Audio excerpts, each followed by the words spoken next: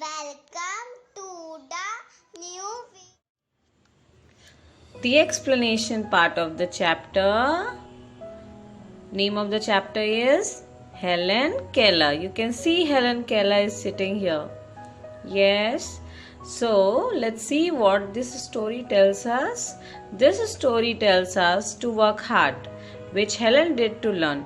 ये स्टोरी हमें बताती है हमें बहुत मेहनत करना चाहिए, बहुत हार्ड वर्क करना चाहिए, जैसा हेलन ने किया। उसके लिए चीज़ें आसान नहीं थी, बट उसने भी बहुत बहुत बहुत मेहनत की। नेवर गिव अप, कभी भी हिम्मत नहीं हारनी चाहिए। इवन देयर आर चैलेंजेस, अगर बहुत सारी चैलेंजेस भी हो लाइफ में तो भी हिम्मत नहीं हारनी चाहिए। Okay, so let's start. Helen Keller. It was the summer of 1880 के गर्मी के मौसम की बात है। अ हेल्दी बेबी गर्ल, एक स्वस्थ बच्ची, was born in a small town in Alabama. Alabama के एक छोटे से शहर में एक स्वस्थ बच्ची का जन्म हुआ। हर पेरेंट्स लव्ड हर डियरली, उसके पेरेंट्स उसे बहुत प्यार करते थे, very much, and named her Helen Keller, और उसका नाम उन्होंने रखा Helen Keller. But one day the baby became ill and day after day her fever stayed high. एक दिन क्या हुआ, बेबी जो है वो बीमार पड़ गई और धीरे धीरे जैसे जैसे दिन बीतते गए उसका फीवर और बढ़ता गया और वो और ज़्यादा बीमार पड़ती गई। Everyone in the family tried to help her to get better. परिवार के सभी लोगों ने, सभी सदस्यों ने कोशिश की कि वो ठीक हो जाए। But all they could say was, पर अंत में वो सब यही कहते थे, there is nothing more we can do, अब इससे अधिक और कुछ नहीं कर सकते। The baby may not live, शायद बच्ची बच नहीं पाएगी। हेलन लिव्ड, हेलन लेकिन बच गई। But she was not the same after her illness, पर हेलन बचने के बाद वही हेलन नहीं थी जो वो जन्म के समय थी, अब कुछ और हो चुकी थी। Something is very wrong, her mother said. कुछ तो है जो बहुत ही गड़बड़ है, उसकी माँ ने कहा।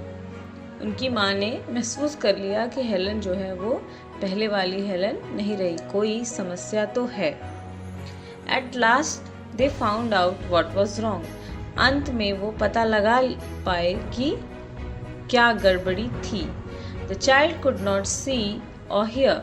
बच्ची जो है वो ना तो देख सकती थी और ना ही सुन सकती थी।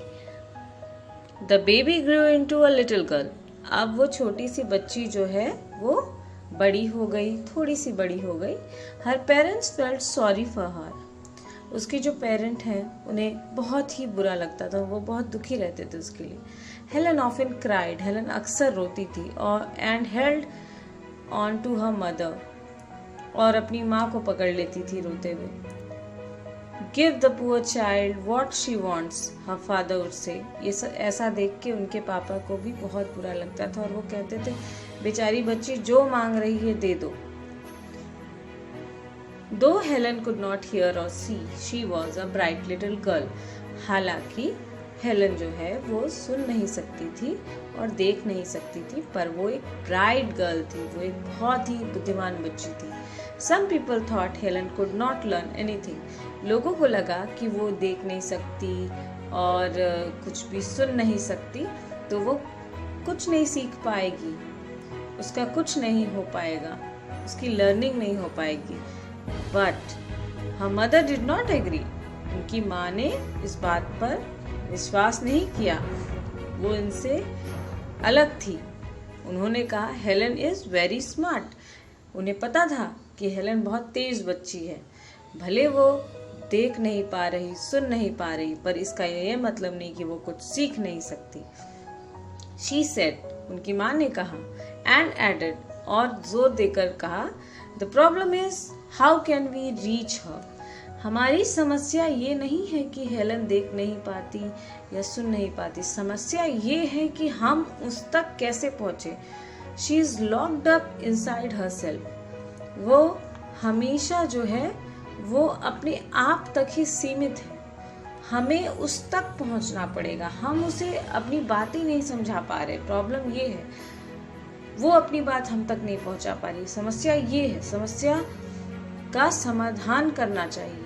She is locked up inside herself. हमें पहले कुछ सोचना पड़ेगा जिससे वो खुद को जो अपने अंदर तक सीमित रखती है वो उस चीज से बाहर निकले। Helen began to grow wild. धीरे धीरे हेलन क्या हुआ, बहुत ही आप कह सकते गुस्सैल हो गई। She would not let her anyone comb her hair. वो बिल्कुल किसी को अपने बाल तक छूने नहीं देती थी।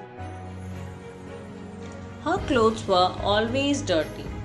उसके कपड़े हमेशा गंदे रहते थे। She was often angry. वो अक्सर गुस्से में रहती थी।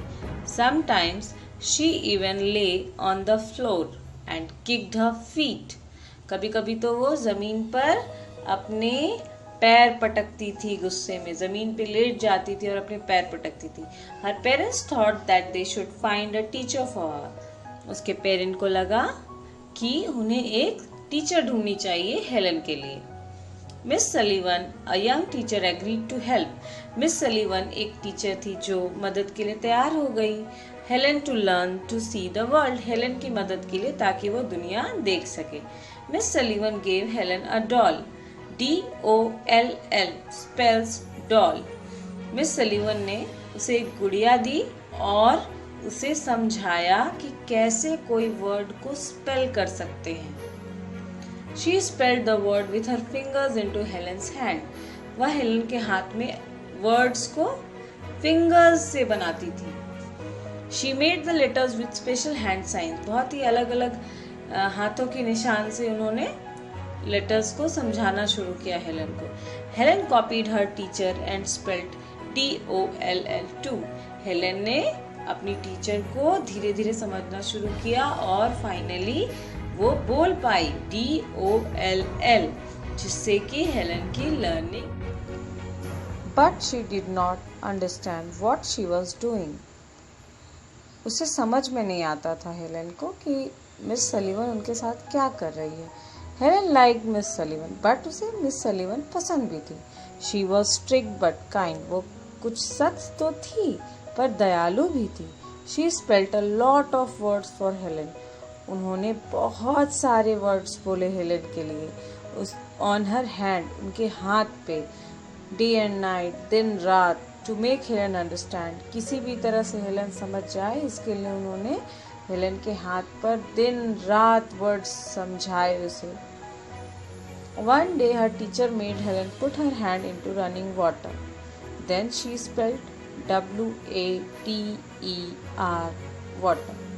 एक दिन हेलन को उसकी टीचर ने बोला कि अपना हाथ जो है वो बहते हुए पानी के नीचे रखो। आप देख सकते हैं जैसे उसने रखा उसके बाद उन्होंने उसे समझाया कि कैसे स्पेल करना है WATER वाटर।